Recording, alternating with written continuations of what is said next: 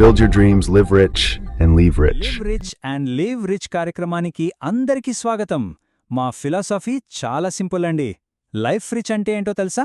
విలాసవంతంగా ఆడంబరంగా బ్రతకడం కాదు, ప్రశాంతంగా డబ్బు గురించి పెద్దగా చింత లేకుండా ఫినాన్షియల్ ఫ్రీడంతో బ్రతకడం. అయితే మనం ఈరోజు డిస్కషన్ మొదలుపెట్టే ముందు ఒక చిన్న కానీ చాలా ముఖ్యమైన విషయం. ఈ విశ్లేషణ అంతా కూడా కేవలం మీ అవగాహన కోసమే. ఏదైనా సరే మీ సొంత డబ్బుతో పెట్టుబడి పెట్టే నిర్ణయం తీసుకునే ముందు తప్పకుండా ఒక సెబీ రిజిస్టర్డ్ ఫినాన్షియల్ అడ్వైజర్ని సంప్రదించండి. ఇది చాలా ముఖ్యం. సరే, ఇంకా ఏమాత్రం ఆలస్యం చేయకుండా ఈరోజు మన టాపిక్లోకి దూకేద్దాం. మీరు కూడా ఎప్పుడో ఒకప్పుడు ఈ మాట వినుంటారు కదా, మా మావయ్యకి జొమాటో ఐపీఓ వచ్చిందంట, ఒక్క రోజులోనే 50% లాభం. అసలు ఐపీఓ సీజన్ వచ్చిందంటే చాలు మన చుట్టూ ఒక్కటే సందడి. ఆఫీస్లో ఫ్రెండ్స్తో మాట్లాడేటప్పుడు, టీవీలో, చివరికి మన ఫ్యామిలీ వాట్సాప్ గ్రూపుల్లో కూడా ఇదే టాపిక్. వాళ్లకి ఫలానా ఐపీఓ వచ్చింది, వీళ్లకి ఇది దొరికింది, పెట్టిన డబ్బులు లిస్టింగ్ రోజు డబల్ అయిపోయాయని. ఇలాంటి కథలన్నీ వింటుంటే మనక్కూడా అనిపిస్తుంది కదా, అబ్బా ఐపీఓ అంటే పెద్దగా కష్టపడకుండానే డబ్బు సంపాదించడానికి దొరికిన ఒక మ్యాజిక్ టికెట్ లాంటిది అని. అందుకే కదా దాని చుట్టూ ఎప్పుడూ ఇంత హైప్, ఇంత క్యూరియాసిటీ. కానీ ఒక్క నిమిషం ఆ హడావడి అంతా పక్కన పెట్టి ఆలోచిద్దాం. నిజంగా ఐపీఓ అంటే లాటరీ టికెటేనా? అప్లై చేస్తే చాలు డబ్బులు గ్యారంటీగా వచ్చేస్తాయా? లేక దీని వెనకాల మనం ఖచ్చితంగా తెలుసుకోవాల్సిన ఒక పెద్ద మెకానిజం, ఒక సంక్లిష్టమైన యంత్రం నడుస్తుందా? సరే, ఈరోజు నాతో పాటు రండి. మనం దలాల్ స్ట్రీట్ తలుపులు తెరుచుకుని లోపలికి వెళ్దాం. అసలొక ప్రైవేట్ కంపెనీ ఎలా పబ్లిక్ కంపెనీగా మారుతుంది, వాళ్లకి మన డబ్బు ఎందుకు కావాలి, అన్నింటికన్నా ముఖ్యంగా ఈ మీడియా హైప్ని, ఈ గాలి వార్తలని పక్కన పెట్టి నిజంగా ఒక మంచి వ్యాపారాన్ని ఎలా గుర్తించాలో స్టెప్ బై స్టెప్ క్లియర్గా తెలుసుకుందాం. అయితే ఈ ఐపీఓ కాన్సెప్ట్ కొంచెం టెక్నికల్గా అనిపించొచ్చు. అందుకే దీన్ని ఎంత సింపుల్గా చెప్పాలంటే ఒక 15 ఏళ్ల అబ్బాయికి కూడా ఓ ఇంతేనా అనిపించేలా చేద్దాం. దానికోసం మనొక చిన్న కథలోకి వెళ్దాం. ఈ కథ వింటే చాలు ఐపీఓ వెనకున్న అసలు ఐడియా ఏంటో మీకు ఎప్పటికీ గుర్తుండిపోతుంది. సరే, ఊహించుకోండి, మీ ఏరియాలో ఒక బేకరీ ఉంది. దాని కేకులు, పఫ్స్ అంటే ఆ చుట్టుపక్కల ఊర్ల నుంచి కూడా జనం వస్తారు. అంత ఫేమస్. ఆ బేకరీ ఓనర్కి ఒక పెద్ద డ్రీమ్ ఉంది. తన బేకరీని ఇండియా మొత్తం మీద ఒక 500 కొత్త బ్రాంచులు తెరవాలి అని. కాని దానికెంత కావాలి? ఏకంగా 500 కోట్ల రూపాయలు కావాలి. సరే, బ్యాంకుకి వెళ్దామంటే అంత పెద్ద లోన్కి అంతే పెద్ద వడ్డీ కట్టాలి. అది అతనికి పెద్ద తలనొప్పిలా అనిపించింది. అప్పుడే అతనికి ఒక బ్రహ్మాండమైన ఐడియా వచ్చింది. నేనొక్కడినే ఈ వ్యాపారాన్ని ఎందుకు పెంచాలి?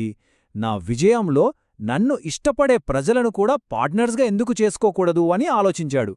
వెంటనే అతను పబ్లిక్ దగ్గరకు వచ్చి ఇలా అన్నాడు, చూడండి, నా బేకరీ మీద మీకు నమ్మకం ఉంది కదా, మీరు నాకు డబ్బు ఇవ్వండి.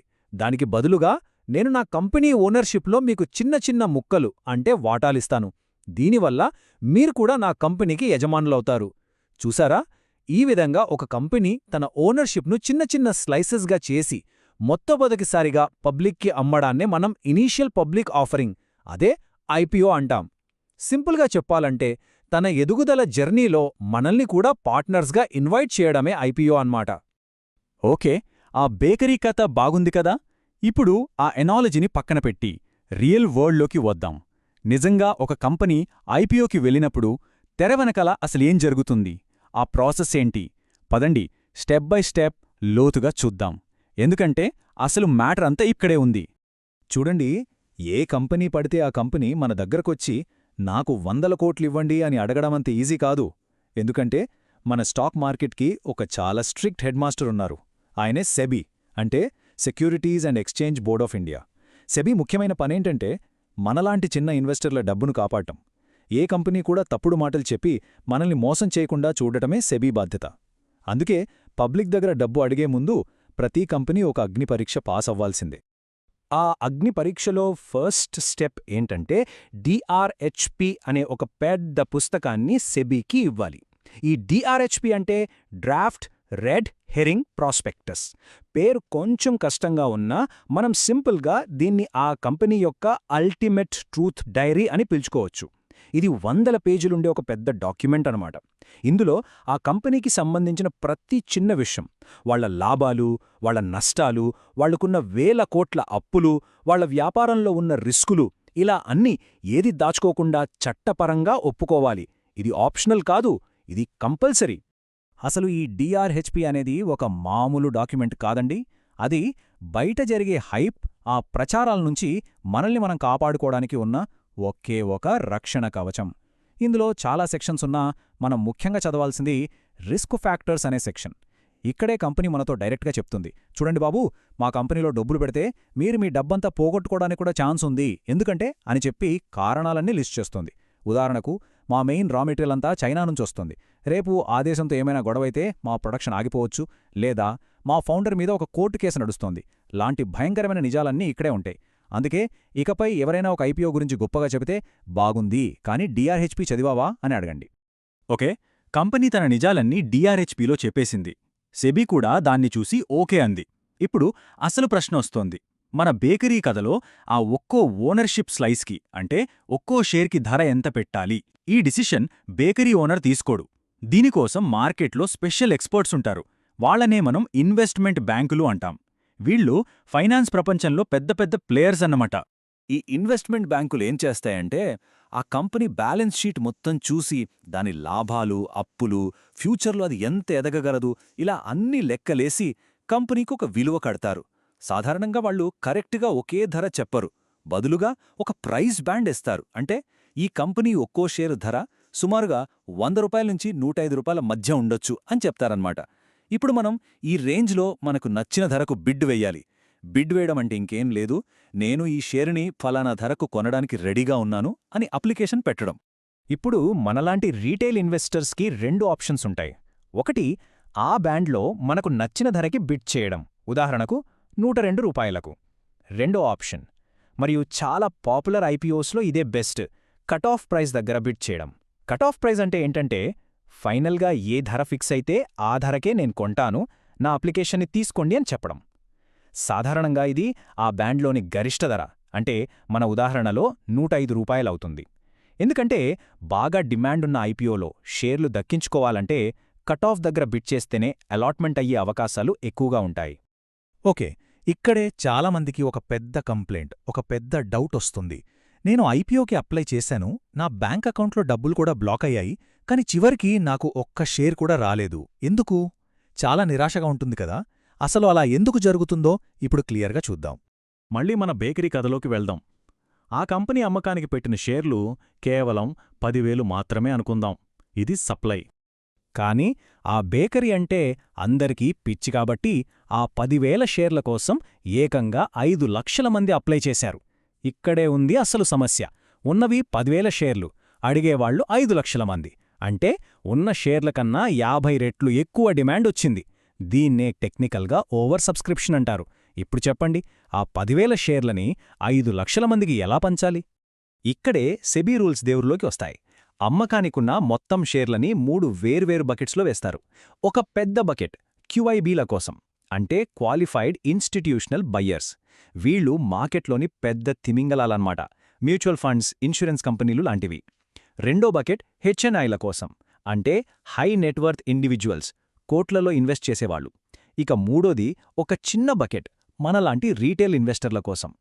ఇప్పుడు మన రీటైల్ బకెట్లో కూడా ఉన్న షేర్ల కన్నా ఎక్కువ మంది అప్లై చేస్తే ఇంక చేసేదేమీ లేదు, ఒక కంప్యూటరైజ్డ్ లాటరీ తీస్తారు. అందుకే బాగా పాపులర్ ఐపీఓలో షేర్లు రావడమనేది మన అప్లికేషన్లో ఏదో తప్పుండడం వల్ల కాదు, అది పూర్తిగా మన అదృష్టం మీద ఆధారపడి ఉంటుంది. లాటరీ తగిలితే తగిలినట్టు, లేకపోతే లేనట్టే. సరే, ఇన్నాళ్ళు తెరవెనక జరిగిన ప్రాసెస్ అంతా అయిపోయింది. లాటరీ తీశారు, అదృష్టవంతులకి షేర్లు కూడా ఇచ్చేశారు. ఇప్పుడు అసలైన గ్రాండ్ ఫినాలేకి టైమొచ్చింది. అదే లిస్టింగ్ డే. ఈరోజే ఆ షేర్లు మొదటిసారిగా స్టాక్ మార్కెట్లో, అంటే ఎన్ఎస్సీ లేదా బీఎస్సీలో ట్రేడింగ్కి వస్తాయి. ఎవరైనా కొనొచ్చు, అమ్మొచ్చు.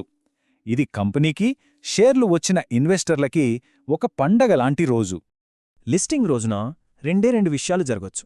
ఒకటి, లిస్టింగ్ గెయిన్, అంటే మీరు ఐపీఏలో ₹105 కొన్న షేరు మార్కెట్లో ₹120 ఓపెన్ అవ్వడం, అంటే మొదటి రోజే లాభం.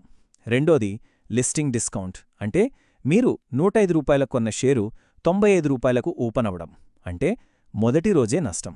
అందుకే గుర్తుపెట్టుకోండి, ప్రతి ఐపీఓ లాభాన్నిస్తుందనుకోవడం పెద్ద అపోహ.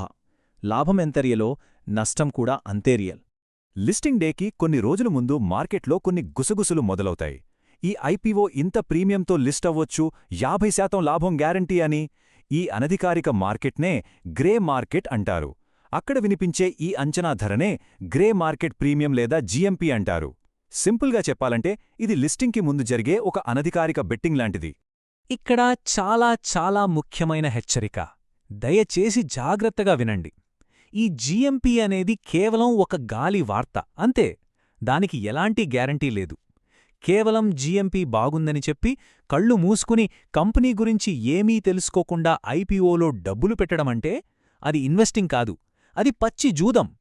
ఎన్నోసార్లు ఈ జీఎంపీ అంచనాలు తలకిందలై లిస్టింగ్ రోజున షేర్లు కుప్పకూడిపోయి ఇన్వెస్టర్లు చాలా డబ్బులు పోగొట్టుకున్నారు. సో జీఎంపీని అస్సలు నమ్మకండి. సరే, మనం ఇప్పుడు దాకా చాలా విషయాలు మాట్లాడుకున్నాం కదా. ఒకసారి క్విక్గా ఈ ప్రాసెస్లో మనం నేర్చుకున్న 4 ముఖ్యమైన పదాల్ని సింపుల్గా రివైజ్ చేద్దాం. మొదటిది డిఆర్హెచ్పి. ఇది కంపెనీ తన అన్ని రహస్యాలని ఒప్పుకునే నిజాల డైరీ. రెండోది ప్రైజ్ బ్యాండ్. ఇది మనం షేర్ల కోసం బిడ్ వేయగలిగే ధరల రేంజ్. మూడోది ఓవర్ సబ్స్క్రిప్షన్, అంటే ఉన్న షేర్ల కన్నా చాలా ఎక్కువ మంది అప్లై చేయడం. ఇక నాలుగోది లిస్టింగ్ గెయిన్, అంటే మనం కొన్న ధర కన్నా ఎక్కువ ధరకు షేర్ లిస్ట్ అయితే వచ్చే లాభం. అంతే. ఈ 4 పదాలు తెలిస్తే ఐపీఓ గురించి మీకు చాలా తెలిసినట్టే. ఓకే, ఈ విశ్లేషణను ముగించే ముందు మనమొక ఫైనల్ కానీ చాలా ముఖ్యమైన ప్రశ్న గురించి ఆలోచిద్దాం. ఇది ఐపీఓ ప్రాసెస్ గురించి కాదు, మన ఆలోచనా విధానం, మన మైండ్సెట్ గురించి. మనం ఒక ఐపీఓకి అప్లై చేసే ముందు మనల్ని మనం ఈ ఒక్క ప్రశ్న అడుక్కోవాలి. నేను ఎందుకు అప్లై చేస్తున్నాను? కేవలం లిస్టింగ్ రోజు వచ్చే లాభం కోసం? ఎవరో చెప్పారని? జీఎంపీ బాగుందని? ఒక జూదరిలా నా కష్టార్జితాన్ని రిస్క్లో పెడుతున్నానా? లేక ఆ కంపెనీ వ్యాపారాన్ని నిజంగా నమ్మి, దాని డిఆర్హెచ్పి చదివి, దాని ఫ్యూచర్ ప్లాన్స్ అర్థం చేసుకుని ఆ కంపెనీ ఎదుగుదల ప్రయాణంలో ఒక దీర్ఘకాలిక పార్ట్నర్గా మారడానికి ఇన్వెస్ట్ చేస్తున్నానా? చూడండి, మీరు జూదరి అయితే మీ గేమ్ లిస్టింగ్ రోజు ఉదయం 10 గంటలకు అయిపోతుంది. కాని మీరొక బిజినెస్ పార్ట్నర్ అయితే మీ అసలు ప్రయాణం ఆ రోజే మొదలవుతుంది. ఈ ప్రశ్నకు మీ దగ్గరున్న సమాధానమే మీరు మార్కెట్లో సంపదను సృష్టిస్తారా లేక పోగొట్టుకుంటారా అన్నదే డిసైడ్ చేస్తుంది. ఆలోచించండి.